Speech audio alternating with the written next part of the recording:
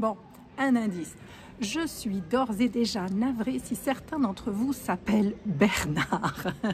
Alors, l'auteur vous annonce dès le début du roman qu'avec un tel prénom, vous n'allez pas révolutionner l'humanité, même si vous êtes un type sympa. Vous n'avez rien du héros ni du gagnant.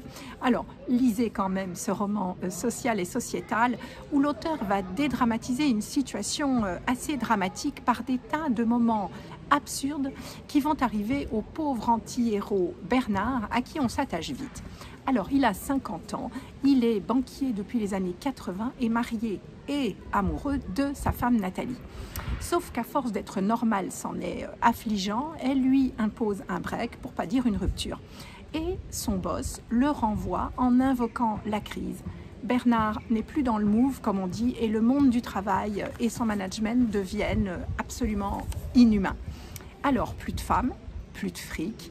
La gamine de 18 ans qui vient de quitter le nid, ça fait beaucoup pour Bernard, qui doit réintégrer sa chambre d'ado chez papa-maman. Alors, les patins aux pieds, les heures fixes pour manger devant la télé. Vous imaginez, vous, le drame existentiel? Vous l'imaginez? Donc, Bernard va mal, il ne parvient plus à réagir, il est figé dans sa vie qui part en sucette.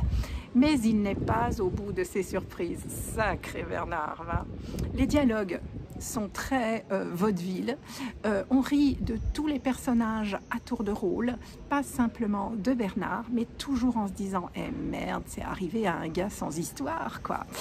Donc, c'est David Fenkinos, c'est la tête de l'emploi. C'est sorti en 2014 chez J'ai lu. Et c'est un livre sur les accidents de la vie, sur nos rôles aussi, sur les cases qu'on est censé cocher. Voilà, j'ai un petit peu pensé à l'idole de Serge Joncourt, j'ai pas pu m'empêcher de faire un rapprochement. Et puis c'est une jolie étude de mœurs sur des gens sans histoire.